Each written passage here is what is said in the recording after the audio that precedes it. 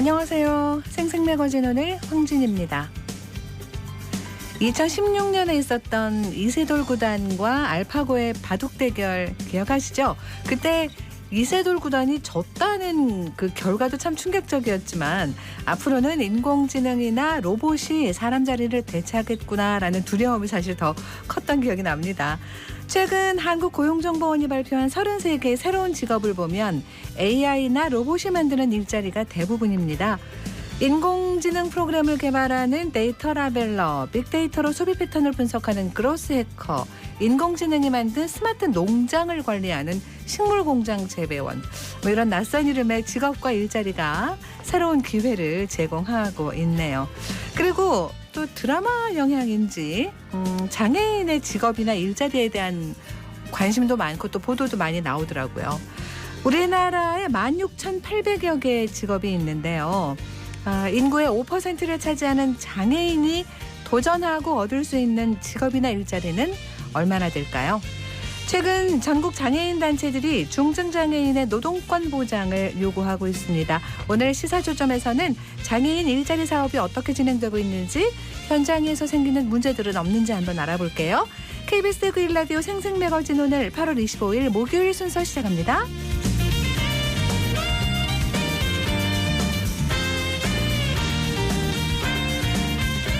생생매거진 오늘은 대구와 경북 지역 민 모두가 함께하는 시사정보 프로그램입니다.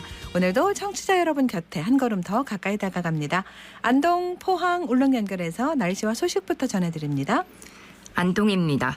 경북 북부 지역은 무더위가 물러가고 아침 저녁으로 선선해진 모습입니다. 안동 지역 19도로 아침에 시작해서 한낮에는 27도의 기온 보이며 낮더위는 남아있으니까 큰 기온 변화에 면역력 떨어지지 않도록 건강관리 잘해주시기 바랍니다. 한편 오늘 경북 북부 지역에 5mm 미만의 약한 비가 지날 것으로 보여 작은 우산 하나 챙겨 나가시는 게 좋겠습니다. 예천구는 추석을 맞아 직영 온라인 쇼핑몰 예천장터에서 농특산물 특별 판매 행사를 진행합니다. 오는 9월 12일까지 진행되는 행사 기간 신규 가입 고객들에게 4,000원 할인 쿠폰을 지급하고요. 구매 금액별 즉시 할인 쿠폰 제공과 친구 추천 5,000원 할인 쿠폰 지급, 10+1 덤 행사 등 풍성한 이벤트와 고객 맞춤 판매를 위한 오프라인 판매장도 운영합니다.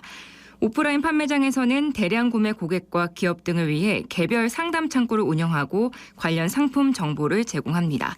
구매 수량별로 5에서 20%의 할인 판매도 진행하는 등 온 오프라인을 통해 적극적인 농산물 유통 마케팅을 추진하니까요. 참기름, 사과 등 130여 개 품목, 1,100여 개 상품을 판매하고 있는 예천장터에서 우리 지역 특산물로 추석 선물 준비해 보셔도 좋을 것 같습니다. 안동에서 전해드렸습니다. 이어서 포항입니다. 가을로 성큼 다가서고 있는 요즘입니다. 낮더위 많이 누그러졌는데요. 오늘 한낮 기온 울진이 25도, 영덕 26도, 포항 28도, 경주는 29도가 예상됩니다. 하늘빛은 흐린 가운데 영덕과 울진에는 5mm 미만의 비가 살짝 지나겠습니다.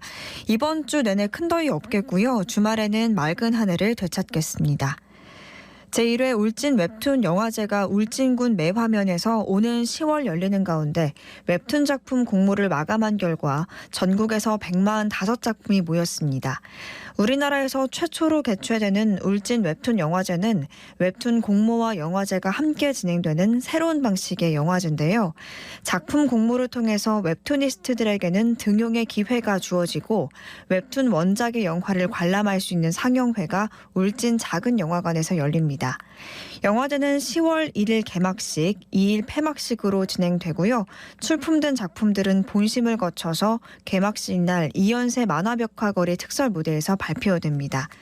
수상의 10배수에 가까운 145작품이 응모한 걸 보면 많은 관심이 이어지고 있고 또 어떤 작품들이 있을지 기대가 되는데요. 이번 영화제가 성공적으로 개최되고 좋은 작품이 많이 배출돼서 울진군이 국내외로 널리 홍보되는 계기가 됐으면 좋겠습니다. 지금까지 포항이었습니다. 이어서 울릉입니다. 울릉도와 독도는 구름 많은 하늘 보이고 있습니다. 현재 기온은 어제보다 3도 높은 25도, 습도는 70%입니다. 동해 중부 먼바다에는 남풍이 불면서 0.5에서 1m의 잔잔한 물결이 일고 있습니다. 오늘 여객선은 정상 운항합니다. 애플의 인공지능 음성비서 서비스 시리에 한국어로 독도는 누구 땅입니까? 라고 물으면 독도가 한국 땅이 아닌 13가지 이유라는 사이트를 안내해 논란이 일고 있습니다. 사이버 외교사절단 반크가 이 같은 내용을 지적한 건데요.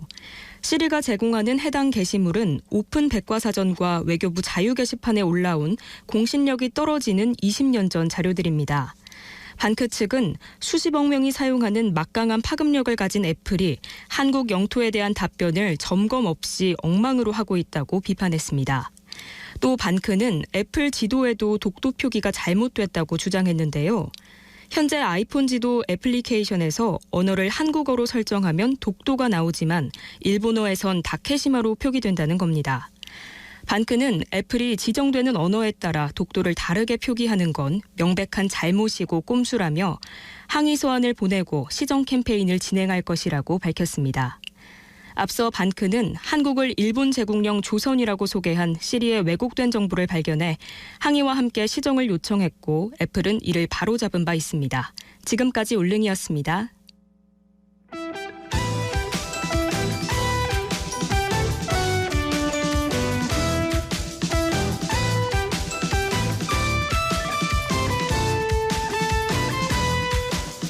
네, 오늘을 보는 키워드 뉴스 목요일에는 뉴스민 장은미 기자 함께합니다. 어서 오세요. 안녕하세요. 네, 첫 번째 키워드 뭔가요? 공직선거법 위반입니다. 네, 지난 6월 지방선거 얘기하신 건가요? 네, 맞습니다. 네. 최근 대구 달성경찰서는 지난 6일 지방선거와 관련해 전 대구시의원과 선거캠프 관계자 등 3명에게 이 공직선거법상 허위사실 유포 혐의를 적용해 구속영장을 신청했습니다. 어떤 허위 사실을 유포했다는 네. 건지요?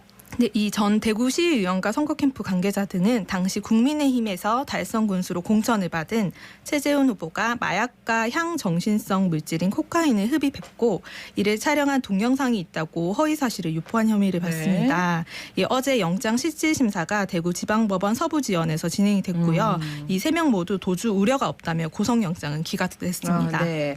그 선거운동 할 때 네. 이런 얘기 불거져가지고 네, 되게 좀 힘든 상황도 있었고 그랬겠어요. 네, 지난 5월 당시 이제 지금은 군수가 되셨죠. 네. 최재훈 후보는 허위사실 적시에 의한 명예훼손 등으로 이 관련자들을 고소하는 등 강경 대응에 나섰습니다. 또 법원에 배포 금지 가처분 신청 결과와 소변 모발 검사 결과를 공개하기도 하면서 이 허위사실이라고 적극 해명하기도 네네. 했고요. 또 당시 이제 최 군수가 고소한 사람들은 2명이었는데 경찰 조사 과정에서 이 전 시의원이 추가된 것으로 확인됩니다. 네, 선거법 위반 뭐 어떤 거든 법 위반은 네. 수사와 처벌이 명확해야 합니다만 특히 우리가 뽑는 거잖아요. 네, 그런 맞습니다. 선거는 더 명확하게 해야겠습니다. 다음 키워드는요? 팬클럽입니다. 네, 어떤 소식이죠? 팬클럽? 네, 윤석열 대통령의 데뷔 일정이 배우자인 김건희 여사의 팬클럽을 통해 유출됐습니다. 어제 김 여사의 팬클럽 건희사랑의 게시물에 한 이용자가 댓글로 윤 대통령의 지역 일정을 공개한 것인데요. 이 윤 대통령이 26일 12시 대구 서문시장에 방문한다고 알리면서 이 많은 참석과 홍보를 부탁하며 공용 주차장으로 오라는 내용이 댓글에 담겨 있었습니다. 그러니까 이게 대통령의 움직이는 거는 하나부터 열까지 이게 다 보안 때문에 네. 비밀이 되어야 하지 않나요? 네, 맞습니다. 네. 이 대통령 외부 일정은 경호상의 이유로 통상 행사 종료 시점까지 일정 자체가 기밀입니다. 그러니까요. 이 대통령실은 앞서 이제 출입 기자단에 비보도 조건으로 지역 일정 중 이제 현장 방문이 이뤄진다고 공지를 하긴 했습니다. 하지만 네. 이때도 장소를 특정하지 않았는데요. 이제 경호를 위해서 비공개에 붙여진 일정이 이 김 여사의 팬클럽을 통해서 구체적 일시와 장소까지 공개된 것이어서 그러니까요. 이 대통령실 관계자는 이 같은 일이 벌어지지 않도록 더 긴장하며 살피겠다며 경위 파악에 나섰습니다. 근데 이게 이번이 처음이 아니잖아요. 네, 맞습니다. 네. 지난 5월에도 네. 윤 대통령과 김 여사가 용산 대통령 집무실에서 찍은 사진이 다음 날 건희사랑 SNS를 통해서 공개된 적이 있었습니다. 이 대통령 집무실은 사전 허가 없이는 촬영이 제한되는 보안구역인데요. 보안구역이죠. 예. 이곳에서 찍힌 사진이 대통령실 공식 공보 라인이 아닌 영부인 팬클럽을 통해서 공개되면서 당시에도 규정 위반 의혹이 제기됐었습니다. 맞습니다. 누가 어떤 과정을 통해 유출했는지 이런 것도 좀 철저하게 네. 밝혀야 할 것 같아요. 네, 그 홍준표 대구시장도 이번 논란과 좀 관련해서 어처구니 없다고 비판을 하면서 팬클럽을 해체하라고 밝혔습니다. 이 홍 시장은 어제 자신의 SNS에 정치생활 26년 동안 영부인 팬카페가 있다는 소리는 처음 들어본다면서 그런 팬클럽은 대통령을 국민과 멀어지게 하고 나라를 더욱 어렵게 한다고 비판했습니다. 네. 또 더불어민주당 역시 대통령의 안전을 위협하는 심각한 국기문란 사고라고 했고요. 이 고작 석 달 된 정부에서 벌써 이런 국기문란과 국정농단 우려가 나오고 있다고 지적했습니다. 네. 자, 다음 키워드로 가죠. 네, 윤두현 국회의원입니다. 네, 경산 국회의원인데요. 네, 맞습니다. 윤두현 의원 네, 무슨 국민의힘 얘기인가요? 소속 그쵸? 경북 경산이 지역구인 국회의원이시죠. 네네. 이 최근 경산에서 경북 여성농민 한마당이 열렸는데요. 여기에 이제 윤두현 국회의원의 부인 서모 씨가 참석했습니다. 이제 전국 이제 행사 주최 측인 전국 여성농민회 총연합회 경북연합에 따르면 이 서모 씨는 주최 측 관계자가 정부의 농업 정책을 비판을 하자 자리를 박차고 일어나면서 욕을 하며 행사장을 나갔다고 했습니다. 네. 이제 정부에 대한 비판을 두고 불편한 심기를 드러낸 것이 아니냐는 추정이 나왔고요. 이제 또 당시에 함께 행사에 참석했던 뭐 강역 의원이나 시의원 등도 이 지역 정치인들이 같이 퇴장을 한 것으로 좀 알려져서 좀 논란이 됐고요. 네. 또 이제 여성농민회 측은 이 윤두현 국회의원의 지역 사무실에 가서 이제 좀 이런 사실에 대해 항의를 했었습니다. 그럼 윤두현 국회의원은 어떤 얘기를 했나요? 네, 그 윤두현 국회의원 측은 자신의 부인이 현장에서 이제 어떤 발언을 하지 않고 그냥 나왔다면서 이 단체 주장이 사실이 아니라고 했고요. 특히 이제 자신의 부인이 욕을 했다는 걸 입증하라면서 그렇지 않으면 법적 책임을 져야 할 것이라고 했습니다. 또 이 사무실 관계자도 여당 시도 의원을 초대해서 일방적으로 대통령을 비난하는 것은 예의가 아니라고도 했습니다. 뭐 어떤 얘기든 오갈 수 있는 자리이기도 할 텐데 네. 상황에 따라서는 그죠. 네. 진실 공방이 법정 대우로 가게 되는 상황인가요? 네, 그런 것 같습니다. 네. 이제 여성농민회 측은 당초 행사 이후에도 이제 이렇게 찾아서 이제 단체 입장을 전하고 사과를 요구했거든요. 근데 이제 이 국회의원 사무실에 찾아가도 오히려 이제 윤두현 국회의원 측이 해당 사실을 부인하면서 좀 이제 이런 진실 공방으로 치닫고 있고요. 아니 뭐 어떻게 찍어놓은 영상이나 뭐 이런 게 없나 그런 보죠? 부분을 잘 모르겠습니다. 네. 예.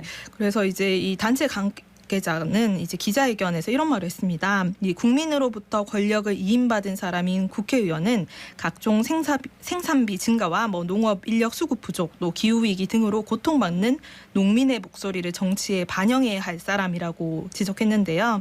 이제 이들은 그래서 이제 윤두현 의원이 이제 국회의원으로서 적절한 태도를 보이고 있지 않다고 비판했습니다. 네. 그리고 이제 현장에 있었던 분들 얘기로 같이 있던 네. 광역 의원이나 시의원들도 같이 네, 지역 정치인들이 자리를 박차고 있었죠. 나갔다 네. 이렇게 얘기를 하시는데 네. 네, 내 생각과 입장하고 다르다는 네. 생각으로 말을 듣지 않는 건 국회의원에 해서는 안 될 일인데 네. 진실이 어떤 건지를 제대로 파헤치면 좋겠습니다. 네. 다음 키워드는요.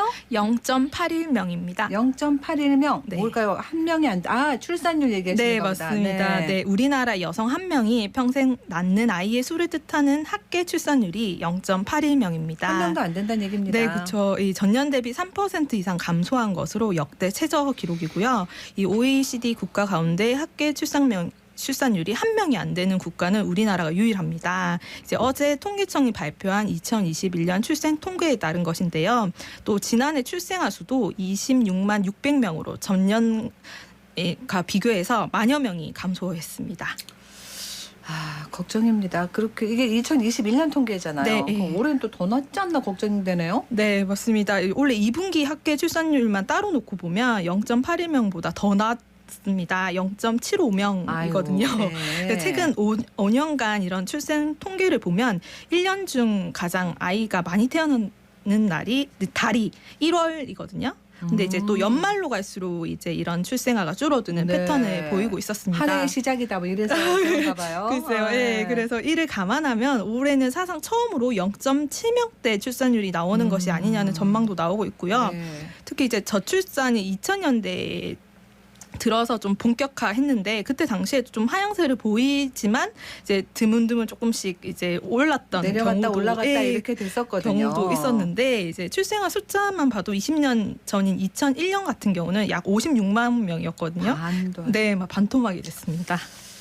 뭐 여러 가지가 있겠죠. 먹고 살기 힘들고 일자리 구하기도 어려운데 어떻게 결혼을 하냐, 어떻게 애를 낳냐, 뭐 네. 이런 얘기도 네. 하고 또 이제 결혼 정년기라는 단어 자체가 없어지는 그런 많이 시간도 됐고 그죠? 네. 네. 그 지난해 아이를 낳은 어머니의 평균 출산 연령은 33.4세였습니다. 이게 전년보다 0.2세 이제 좀 더 이제 나이가 더 올라간 건데요. 네. 이제 통계에서는 주로 30에서 34세를 출산하는 이 연령대로 봅니다.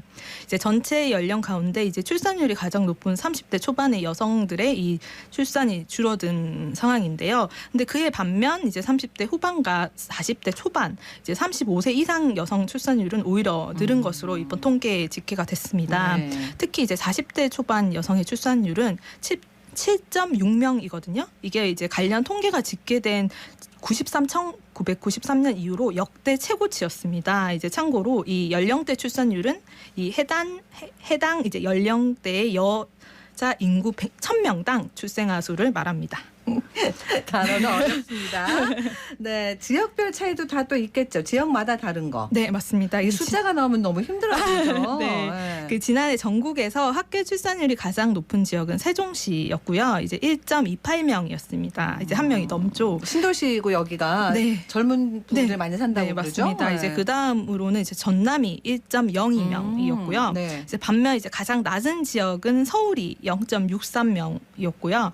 그 다음이 부산 0.73명이었습니다. 네. 이제 참고로 지역 이제 좀을 살펴보면 경북은 0.97명으로 네 번째로 높았고요. 이제 반면 대구는 0.78명으로 뒤에서 네 번째로 낮았습니다. 네, 자 이렇게 해서 네. 세종시가 1.28명 가장 높잖아요. 네네네. 가장 높은 거는 부럽네요, 지금은. 네, 어떻게 네. 이렇게 높을까요? 이제 세종시는 2015년 이제 이래 강력단체 학교 출산율에서 1위를 놓친 적이 없습니다. 네. 일단은 보육 인프라가 좋다는 점이 있을 것 같고요. 국공립 유치원이나 어린이집 비율이 41%로 강력단체 중 가장 높습니다. 또 세종시가 공무원이나 공공기관 근무자 비율이 높잖아요. 이제 이 해당 직종은 보통 이제 정년 보장도 되고 출산이나 육아휴직 제도가 상대적으로 좀 잘 돼 있다 네네. 보니까 경력 단절 걱정도 없다는 점도 네네. 있고요. 또 이제 여기가 대단지 아파트 공급이 많죠. 많아서 네. 주거비 부담이 적다는 점도 언급됩니다. 그러면 출산율이 적은 도시나 이런 곳들은 네. 이 가장 높은 곳을 이렇게 봐가지고 네. 방법을 좀 찾고 이러면 되겠네요, 그죠? 네, 그래야 할 것 같습니다. 네, 마지막 키워드 하나 얼른 볼까요? 맹꽁입니다. 맹꽁이 멸종 위기종입니다. 네, 최근 대구환경연합은 경북 구미 고아읍 개평 송림지구 도시개발 지역에서 이 멸종위기종 2급 야생생물인 맹꽁이 서식이 확인됐다고 밝혔습니다. 네. 이제 최근에 이런 이제 제보를 접하고 현장 조사를 실시했고 이제 맹꽁이 집단 서식지로 추정된다고 했습니다. 그렇죠. 보존을 해야 될 텐데 앞으로 어떻게 되는지 간단하게만 좀 정리해 네, 주세요. 그 구미시와 대구 지방환경청에 이제 해당 내용을 문의하니 이제 구미시와 대구 지방환경청은 이 해당 사실을 접하고 이제 실태 조사를 네. 계획하고 있는 것으로 확인됩니다. 알겠습니다. 오늘 여기까지 듣고 마무리할게요. 네, 고맙습니다. 감사합니다. 네. 목요일 키워드 뉴스 뉴스맨 장은미 기자와 함께했습니다.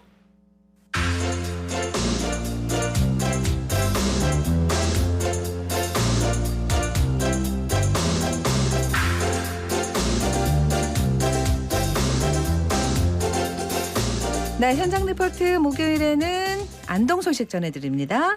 농협 경북본부 1층에 지역민들을 위한 금융교육센터가 있다고 합니다. 여기서 어린이 또 청소년을 대상으로 금융교육을 하고 있다고 하는데 안동방송국 김봉은 리포터와 얘기 나눠보죠. 봉은 씨 안녕하세요. 네, 안녕하세요. 네. 황진 아나운서 오늘 질문으로 시작해 볼게요. 우리나라 동전의 뒷면에 그림이 있는데 네. 혹시 50원짜리 동전 뒷면에 어떤 그림이 있는지 아시나요? 아 모르죠. 50원짜리 동전도 낯설다. 네, 일단 50원짜리 뒷면에는 고개 숙인 벼의 그림이 있는데 아. 이 통일벼입니다. 그렇군요. 네. 통일벼. 네, 와. 요즘은 이 카드 사용이 보편화되다 보니까 돈을 안 들고 다니는 분이 있으시고요. 또 동전 사용이 많지 않다 보니까 뭐였지 이렇게 생각이 나지 맞아요. 않을 수도 있습니다. 특히 어린이들은 동전의 뒷면에 나타나는 그림을 잘 모르는 경우가 많은데요. 맞습니다. 안동시 풍천면에 위치한 농협 경북본부에서는 우리나라의 화폐부터 세계 각국의 돈의 모습, 또 은행의 업무 등 실생활에 필요한 다양한 금융과 관련한 지식을 배워볼 수 있습니다. 그 현장 소리로 만나보시죠. 우리 친구 3명이서 은행원이 돼서 여기 1번, 2번, 3번 자리에서 자 은행원이 될 겁니다. 먼저 온 손님들이 번호표를 뽑고 여기 호출을 누르면은 1번 고객님, 2번 창구로 오십시오. 오른쪽에 보면 비밀번호를 입력하는 패드가 보이죠? 거기 내가 생각하는 비밀번호 4자리를 누르고 확인을 눌러주시면 돼요. 아무나 눌러요? 아무거나 누르면 돼요. 자기가 원하는 비밀번호. 자기가 원하는 비밀번호, 나만 알 수 있는 비밀번호 4자리 한번 눌려봐요. 안녕하세요. 네, 안녕하세요. 저는 청소년 금융교육센터에서 그 교육을 담당하고 있는 농협은행 김진영 차장입니다. 청소년 금융교육센터는 이 학생들이 단순히 이론만 이렇게 금융교육을 수업을 들을 수 있는 게 아니라 직접 여기 센터에서 은행원이 되어서 통장을 발급해보고 또 다양한 은행 업무들 입금을 해보거나 출금을 해보거나 아니면은 뭐 환전, 금융상품을 직접 가입해보는 뭐 그런 체험을 해보는 그런 장소로 활용이 되고 있습니다. 이게 코로나로 인해서 이렇게 대면 교육, 이렇게 집합 교육을 못하다 보니까 한동안 교육을 못했지만은 최근에 다시 제가 소규모로 해서 8명에서 10명 내외로 이렇게 실습이나 이론 교육을 진행을 하고 있습니다. 올바른 투자와 같은 금융에 대한 다양한 주제를 가지고 진행합니다. 핀테크를 활용한 보이스피싱 예방 교육과 모의 주식 투자, 금융 지급 찾기 등 다양한 금융 게임을 진행하고 있습니다. 네, 학생들의 그 올바른 금융 지식 습득에 많은 도움이 될 거라고 생각합니다. 그래요. 우리 글쎄 봉원 씨도 했나요? 우리 어릴 땐 진짜 은행놀이 많이 했는데. 맞아요. 시장놀이 이런 거 많이 그러니까 교육으로 이런 걸 하는군요. 네, 그렇습니다. 이 은행에서 하는 역할 또 저축의 중요성도 배워보고요. 키오스크를 활용해 게임으로 보이스피싱의 위험성과 내용을 알아보기도 합니다. 또 은행원이 되거나 손님이 돼서 이 통장을 만들어 보기도 하고요. 이용 방법 등에 대해서도 배워보게 되더라고요. 네, 아이들이 글쎄 뭐 어려워할 수도 있고 또 어떻게 보면 또 잘 따라할 수도 있고 그랬겠는데요. 맞습니다. 네. 이 고사리 손으로 돈을 입금해 보니까 아이들 더 실감나고 또 재미있어 했는데요. 아이들 직접 만나봤습니다. 안녕하세요. 오늘은 은행원이 지정돼서 은행원이 어떻게 하는지를 배워봤어요. 입금 그런 거 하는 게 제일 재밌었어요. 오늘 그러면 와가지고 우리 친구 어떤 거 좀 알게 됐어요? 은행원이 이렇게 안 되는 사실 그런 거가. 은행원이 하는 역할에 대해서 알게 됐어요. 네. 안녕하세요. 집회는 뒤에 신사임당, 율곡이 이런 유명한 사람들이 있고 동전에는 나무탑이랑 벼랑 거북선이 있었어요. 그런 것들 알게 됐네요.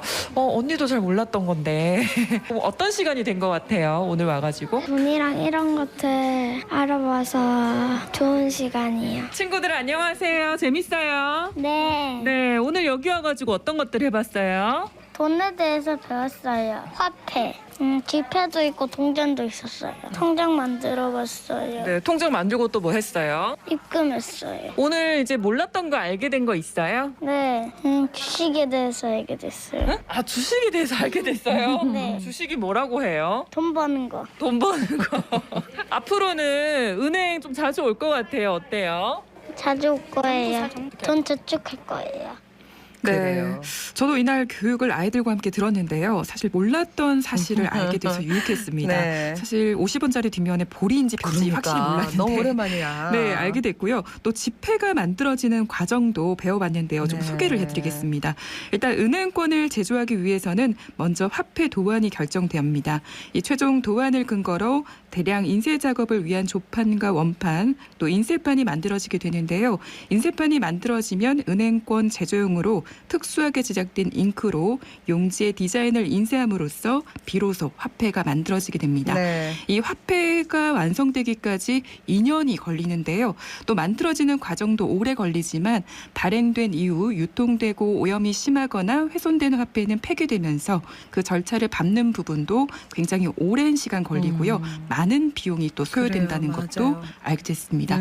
그렇기 때문에 돈을 좀 더 깨끗하고 또 소중히 다뤄야겠다라는 그런 생각이 들더라고요. 그러니까 저기 어린 아이들이나 청소년들 가서도 좋은 시간이지만 우리도 한 번쯤은 가서 좀 봐야 돼요. 어떻게 맞습니다. 만들어지는지, 그죠? 저도 많이 배웠거든요. 그러니까 너무 소중한데 함부로 다루지 않아야 되고. 맞아요. 네, 누구나 이용할 수 있어요? 네, 그렇습니다. 상시로 이용 가능한데요. 다만 최소 6인 이상이 되어야 교육이 진행될 수 있다고 네네. 하니까 이 점 참고하시면서 이용하시기 바랍니다. 그래요? 지금까지 안동에서 전해드렸습니다. 네, 안동의 김봉원 리포터였습니다.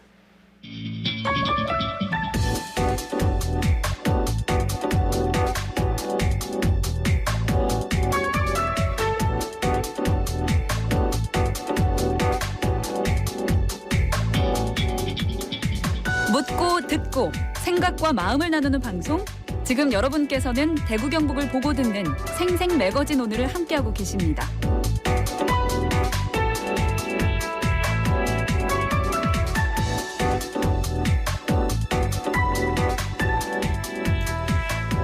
우리나라 인구의 5%, 20명 중에 1명 정도가 장애인이라고 합니다.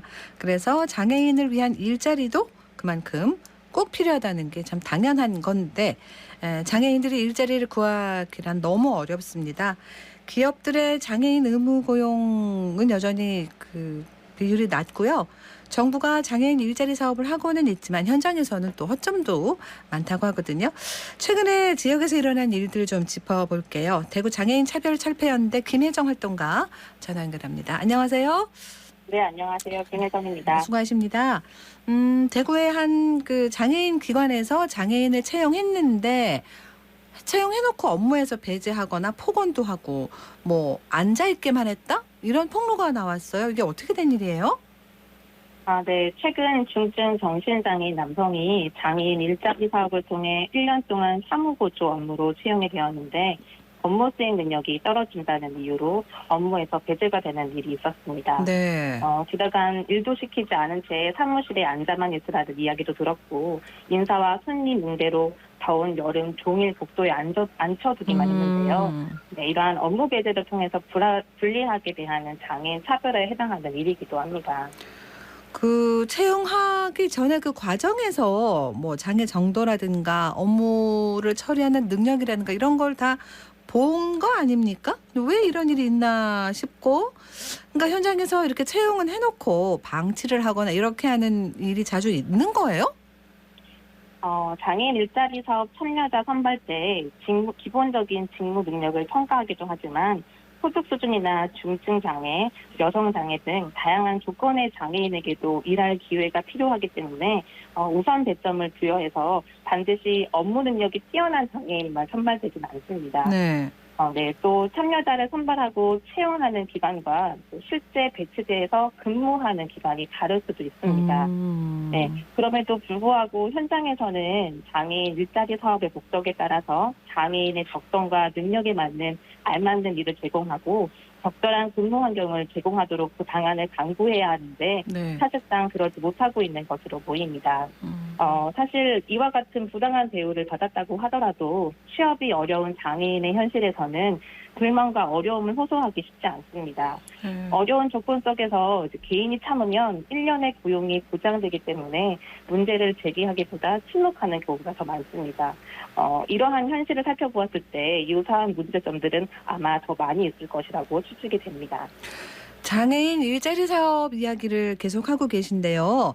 이 장애인 일자리 사업이라는 거는 그럼 어떻게 진행을 하는 건지 좀 얘기를 해 주실 필요가 있겠습니다. 이게 장애인에게 근로권을 보장하고 일자리를 마련하는 거 법으로 정한 거죠? 네, 그렇습니다. 장애인 복지법과 그 시행령에 근거해서 장애인의 사회 참여 기회를 확대하고 적성과 능력에 맞는 일자리를 발굴해서 소득 보장을 한다는 목적으로 장애인 일자리 사업이 시행되고 있습니다. 네. 시, 군, 구청 등 기초자치단체가 사업 전반을 수행하는 기관이고 참여자 선발, 관리, 예산을 집행하고 있는데요. 일부는 사업 수익 능력이나 유사 사업 추진 경험을 고려해서 사업 수행을 민간 기관에 위탁하여 운영하기도 합니다. 네.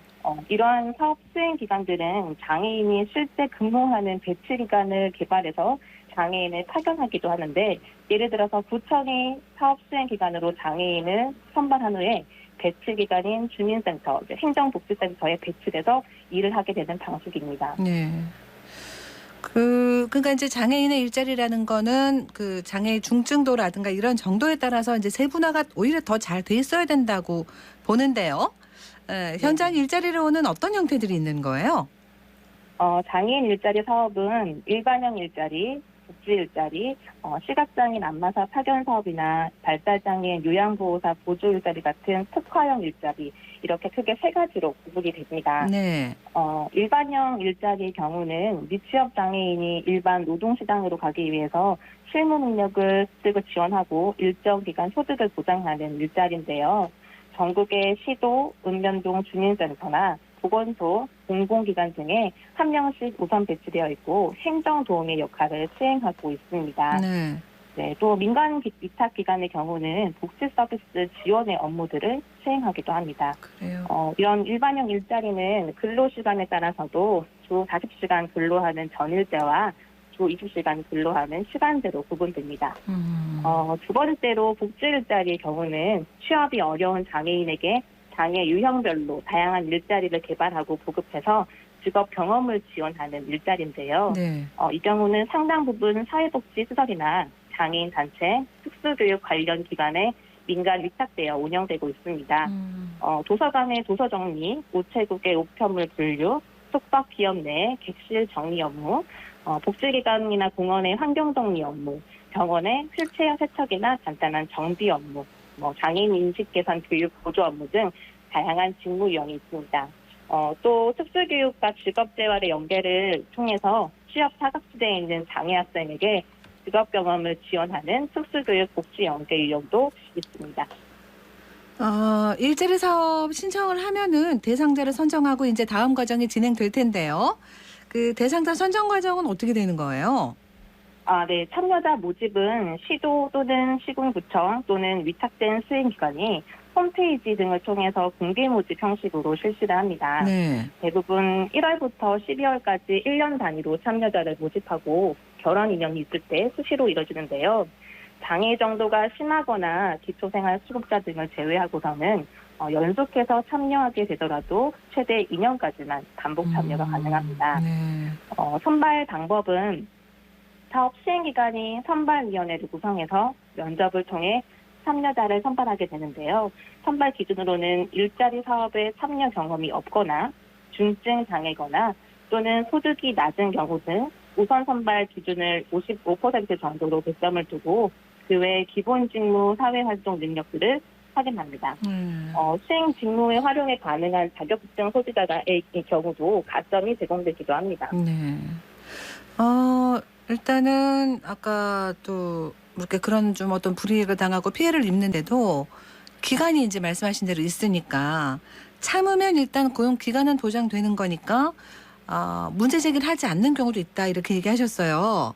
그러니까 네. 일단은 전체 파이로 보면 일자리 자체가 많이 부족하다는 거잖아요.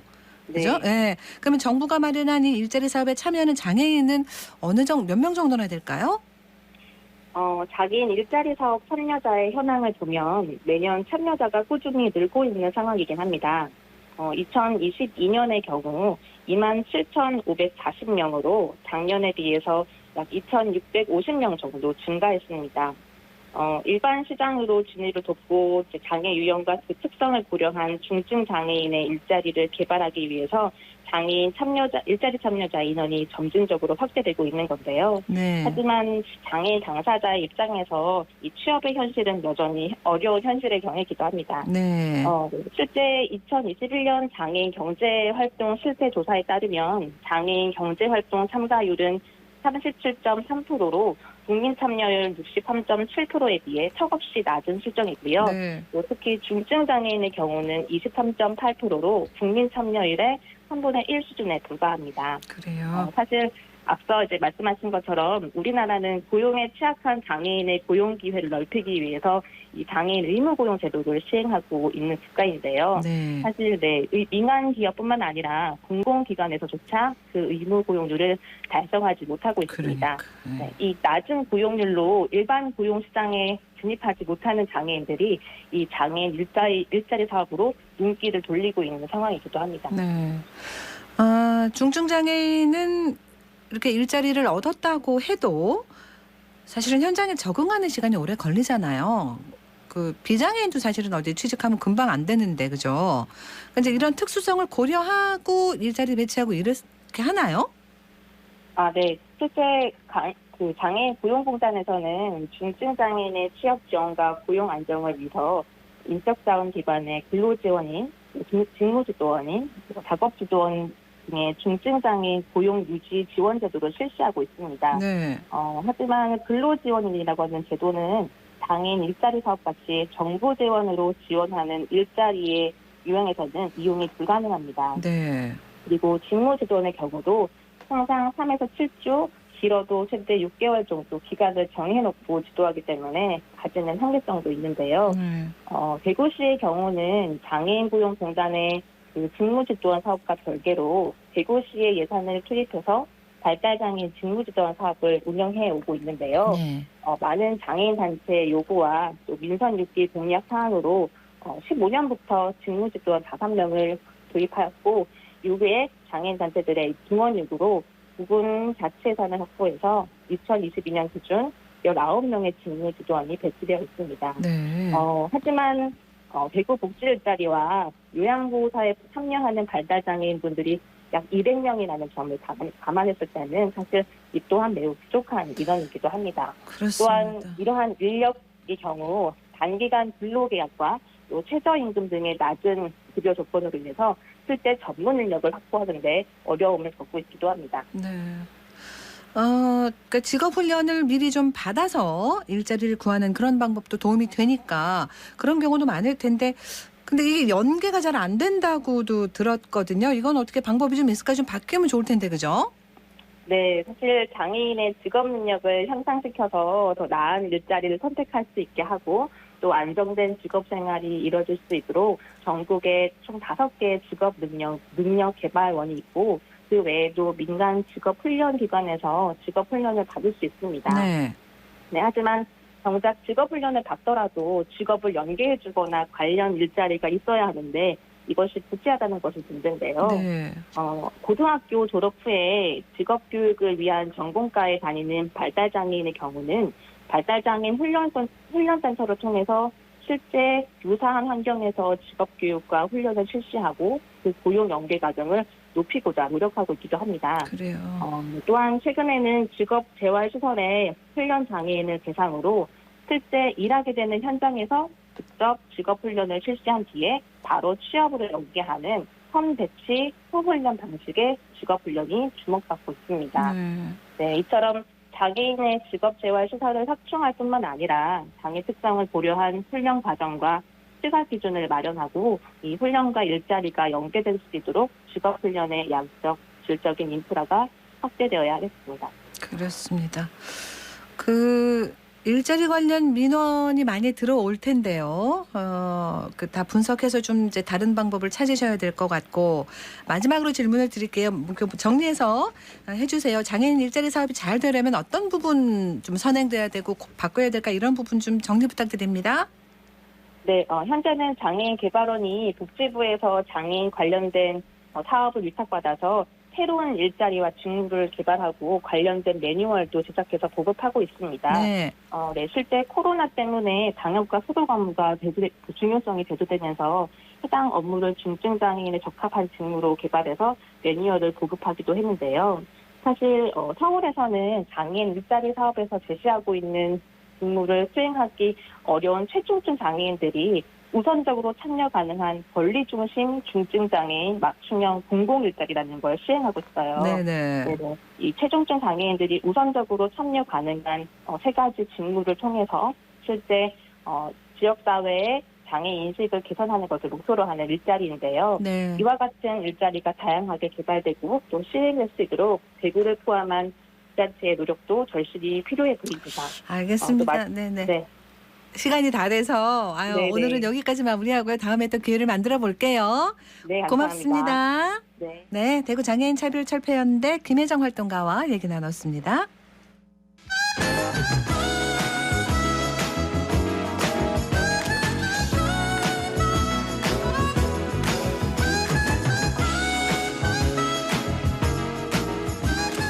네, 11시 44분으로 갑니다. 해결책 김성신 출판평론가와 함께합니다. 안녕하세요. 네, 안녕하세요. 네, 출판가 소식부터 정리해 주세요.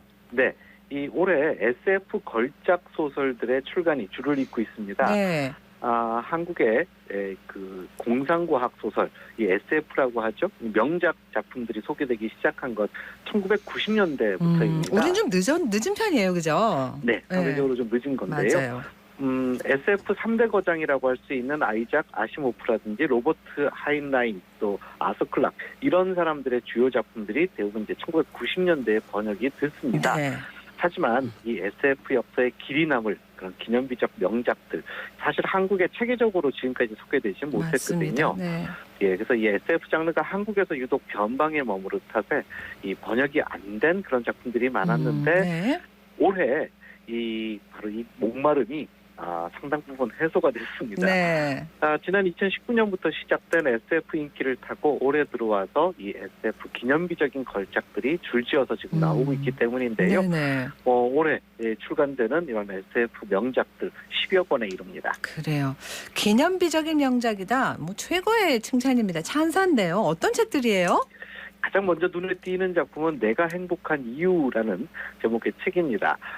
테드 창이라는 작가와 유명하죠. 네. 예, 그 하드 SF 양대 산맥 이렇게 꼽히는 호주의 작가인 그렉 이건이 1995년도에 펴낸 중단편 SF 모음집입니다. 네. 이 하드 SF라고 하면 아주 엄밀한 과학적 지식이라든지 기술 이런 것들에 근거해서 쓰는, 그래서 이제 전혀 말하자면 공상적이지 않은 굉장히 실체적인 과학적인 그런 SF의 하위 장르라고 할 수 있는데요. 그래서 작가들도 주로 대학에서 과학을 아예 전공한 그런 사람들이 많습니다. 네. 이 그렉 이건이라는 사람의 이 단독 작품이 국내에 출간된 것은 이번이 처음이기도 한데요. 그리고 또 1960년대부터 70년대 활발하게 활동한 세계적인 SF 작가입니다. 세뮤엘 딜레이니라는 작가의 대표작 이 노바라는 작품도 올해 한국에서 5월에 출간된 그런 화제작인데요. 네. 미국 코넬대 영문학과 교수를 지낸 이 세뮤엘 딜레이니 전 세계의 신화와 상징 또 고전을 작품에 녹여내는 그런 뛰어난 문학동으로도 유명합니다. 네. 1968년도에 출간된 이 노바 54년 만에 국내에 처음으로 출간이 돼서 지금 화제가 되고 있고요. 이 밖에 지난 4월에는 옥타비아 버틀러라는 작가의 대표작 씨앗을 뿌리는 사람의 우화라는 책 소개가 됐습니다. 1993년도에 미국에서 출간된 이 책, 기후 변화로 폐허가 된 2024년, 그러니까 지금으로부터 앞으로 2년 후인데요. 2년 후를 배경으로 93년에는 2024년이 멀었으니까. 그렇죠. 네. 30년 전에 쓰였다고 믿어지기 힘들 만큼 그런 현실적인데요. 아주 그런 비극을 정확하게 담아낸 그런 작품이기도 합니다. 이쪽도 좋아하는 분들이 열혈 팬들이 상당하잖아요. 그렇죠. 네, 그래서 아주 그 전망이 밝다고 할 수 있겠습니다. 그리고 우리 봉준호 감독 차기 영화도 원작 SF 소설, 그 차기 영화 원작 SF 소설도 최근에 출간됐다고요? 바로 그렇습니다. 네. 에드워드 애슈턴이라는 미국의 작가가 쓴 미키 세븐이라는 이 봉준호 감독 나중에 영화로 만들면 제목이 어떻게 바뀔지 모르겠는데요. 책 제목은 미키 세븐? 그렇습니다. 이 봉준호 감독의 차기 영화 원작으로 지금 주목받고 있는 SF 소설인데요. 죽더라도 끊임없이 그 전임자의 기억을 가지고 복제 인간으로 계속 되살아나는 그런 미키라는 주인공의 7번째 삶을 소재로 한 그런 작품인데 흥미진진함과 함께 철학적 주제 잘 담아냈다 이런 평가를 받은 작품이고요. 이 밖에도 동구권 SF를 대표하는 스타니스와프 램이라는 작가의 솔라리스, 그리고 또 우주 순양함 무적호, 또 이온 티히의 우주일치 이런 작품들, 폴란드어 원전 직접 우리 한국말로 번역돼서 나왔고요. 또 러시아 출신의 스트루가츠키 형제의 그 작품입니다. 저주받은 도시, 또 월요일은 토요일에 시작된다 이런 책들도 올해 출간이 됐고요. 또 제임스 팁트리 주니어의 1973년작 단편 SF집입니다. 집으로부터 1만 광년 8월 말에 출간이 곧 된다는 소식입니다. SF 소설들도 보면 제목으로는 전혀 내용을 감잡을 수도 없을 것 같아가지고 그게 너무 재미있는 것 같아요. 그렇죠? 네, 기대가 됩니다. SF 걸작 소설들 출간 러시다 하는 얘기 해주셨고요. 오늘의 해결책은 뭔가요? 어린이들과 또 어른들이 함께 읽을 수 있는 정말 아름답고도 흥미롭고 그러면서도 또 심오한 철학까지 담긴 그런 그림책을 소개해드릴까 하는데요. 오늘 소개해드릴 책은 아름다운 실수라는 제목의 책입니다. 코리나 루켄이라는 작가가 지었고요. 이 책은 코리나 루켄이라는 작가의 첫 책인데요. 바로 이 첫 책으로 세계적 권위의 아동문학상인 나가치상을 받기도 했습니다. 이 작품 이후에 뉴욕타임즈 베스트셀러가 된 내 마음은 또 내 안의 나무 등의 작품을 펴냈는데요. 어쨌든 이 책 아름다운 실수 어린이를 위한 그림책이지만 어른들도 충분히 공감하고 삶의 지혜도 얻고 또 힐링도 될 수 있는 그런 멋진 그림책입니다. 네, 이 시간 해결책을 통해서 그림책을 자주 소개해 주시는 편인데 네. 우리에게 힐링을 안겨주려고 그러시나 봐요. 네. 제목이 아름다운 실수네요. 네, 그렇습니다. 네. 책장을 열면 왼쪽 면에 아주 짧게 한 문장 들어가 있습니다. 시작은 이러했어요. 이렇게 문장이 적혀 있고요. 그리고 이제 오른쪽 면에 그림이 있는데 풍선 같기도 하고 달걀 같기도 한 작은 동그라미가 그려져 있습니다. 그래서 이 형체가 뭔지 잘 알 수는 없습니다. 네. 그래서 얼른 페이지를 넘겨봅니다. 그랬더니 이 동그라미에 눈과 눈썹, 코와 입 이런 것들이 그려져 있습니다. 그 사람의 얼굴이었던 거죠. 그런데 왼쪽 면에 이렇게 적혀 있어요. 실수 이렇게 딱 적혀 있거든요. 예. 그러고 나서 얼굴을 보니까 얼굴에서 한쪽 눈만 크게 그려져 있는 겁니다. 그러니까 마치 멍든 눈처럼 보이죠. 그래서 또 한 장을 넘깁니다. 그랬더니 이번에는 다른 쪽 눈을 더 크게 그리는 실수를 했네요라고 적혀 있고 또 반대쪽 눈이 더 크게 그려져 있어요. 그러니까 뭐 이 그림도 우스꽝스럽죠. 네. 사람을 그리는 과정인가 본데 그러니까 실수를 반복하는 걸 재밌게 있고 한 줄씩의 그 짧은 글과 함께 담아놨나 봐요. 네, 그렇습니다. 이게 사실 뭐 양쪽 눈 맞추는 것부터 실수하는 거 보니까 아무래도 이 그림 그리는 친구가 어리거나 보다. 예. 네. 근데 이 주인공 모습을 우리가 볼 수 없고요. 네. 어쨌든 이 주인공이 그려가는 그림을 우리 독자들은 함께 들여다보고 있는 이런 구성입니다. 그러니까 설명해 주시는 대로 따라가면서 머리로 우리 그림을 그려봐야 되겠네요. 네, 그렇습니다. 네. 근데 주인공이 계속 실수를 합니다. 뭐 한쪽 눈 더 크게 그렸다가 반대쪽 눈 더 크게 그렸다가 이제 그거를 만회하기 위해서 이번에는 안경을 그려놓거든요. 그러면서 이렇게 적혀 있습니다. 괜찮은데요? 실수를 극복한 겁니다. 네. 그래서 이제 그려진 얼굴 아래로 몸과 팔을 이제 그려야 할 차례인데 주인공은 또 실수를 합니다. 팔을 그리는데 어떻게 실수를 했을까요? 어떤 실수를?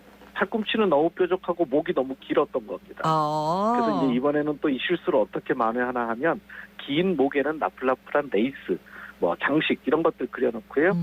또 이 지나치게 뾰족해서 현실감이 없었던 이 소녀의 팔꿈치에도 뭔가 장식을 그려서 넣습니다. 그러니까 실수가 모두 훌륭하게 감춰져 있죠. 그러니까 점차 이 그림이 완성돼 가고 있는데 팔과 다리를 모두 뻗쳐서 힘차게 달려가는 듯한 그런 소녀의 모습이 점점 이제 그림으로 완성이 돼 가고 있습니다. 네, 자 그럼 목이랑 이제 팔꿈치 이런 상체는 다 그렸나 봐요. 네, 다 이제 된 건가요? 아닙니다. 계속 이 실수가 반복되고요. 뭐 그리다 보니까 소녀의 땅과 발 사이가 너무 멀어서 이제 롤러스케이트 그려놓기도 하고요. 그래서 어쨌든 계속 실수를 하지만 그 실수를 만회하기 위해서 소녀가 계속 아이디어를 동원을 합니다. 네네. 그래서 책 후반부로 가면 어마어마하게 큰 나무가 등장하는데 사실 아까 그렸던 그림이 그 어마어마하게 큰 나무에 달려가는 아주 작은 소녀의 모습이었죠. 그러니까 정말 그림 자체가 거대했던 겁니다. 그러면서 이렇게 적혀 있어요. 보이나요? 이런저런 실수들이 아이를 어떻게 바꾸었는지 말이에요. 이렇게 적혀 있습니다. 그러니까 실수가 아이를 이렇게 그때그때 이렇게 하면 되겠다라는 거를 생각하게 해준다는 거잖아요. 그죠? 네. 그래서 계획을 짜고 그 계획을 완벽하게 완수한 결과가 중요한 게 아니라 계속 실수할 수 있지만 그 실수를 극복하기 위해서 노력하는 과정, 그러니까 그 과정이 훨씬 중요하다라는 깨달음을 주는 그런 책인데요. 네네. 실수는 시작이기도 해요라고 이 책의 마지막 문장입니다. 맞아요. 이 문장이 이 책의 모든 것을 말해주고 있습니다. 알겠습니다. 코리나 루켄 작가의 그림책 아름다운 실수 오늘 좋은 책 소개받았습니다. 고맙습니다. 네, 고맙습니다.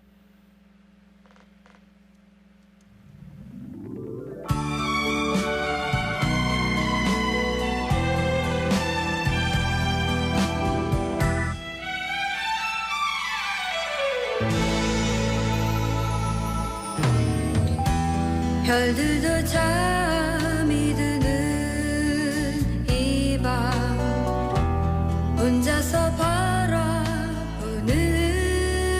바다 외로운 춤을 추는 파도 이렇게 서성이고 있네. 오늘 밤에 나의 곁으로 돌아와 주오. 그대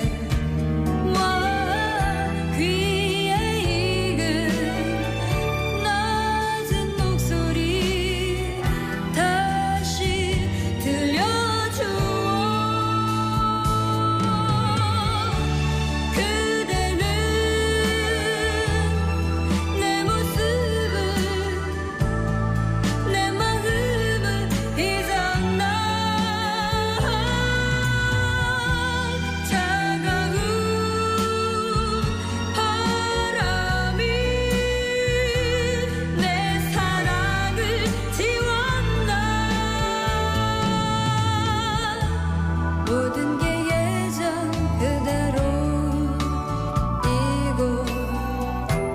달라질 이유는 없는데. 네, 권성현의 한여름밤의 꿈 듣고 왔습니다. 교통정보입니다. 김현지 리포터. 네, 먼저 시내도로입니다. 공평내거리에서 시청 방향 좌회전 구간에서 승용차 추돌 사고 발생했습니다. 구간 잘 살펴서 지나셔야겠고요. 서대구로 북부정류장에서 만평내거리 방향 가장자리 차로에선 미세먼지 차량 이동하면서 작업 중이고요.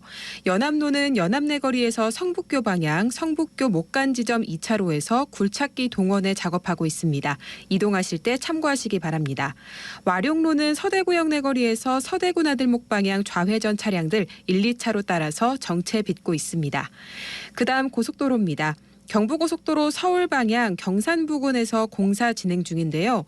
먼저 경산 부근 114km에서 116km 지점 4차로에서 노면 보수 작업 중이고요. 경산 113km에서 동대구 분기점 122km 지점 3, 4차로에선 차선 도색 작업 중입니다. 지금까지 이 시각 교통정보였습니다. 오늘과 내일 이틀 동안 2022 유네스코 창의도시 네트워크 대구 국제포럼이 열립니다. 그래서 유네스코 창의도시로 지정된 독일, 프랑스, 이탈리아 등 해외 7개 나라 10개 도시, 국내 9개 도시 대표들이 대구에서 모여요. 지속가능한 발전 목표를 찾는 게 이번 포럼의 목적이라고 하는데 유네스코 창의도시 활동들이 우리 시민들의 삶에 좀 더 가깝게 다가오는 방법들 찾아주시면 고맙겠습니다. 8월 25일 목요일 생생매거진 오늘 여기까지입니다. 함께해 주신 여러분 고맙습니다.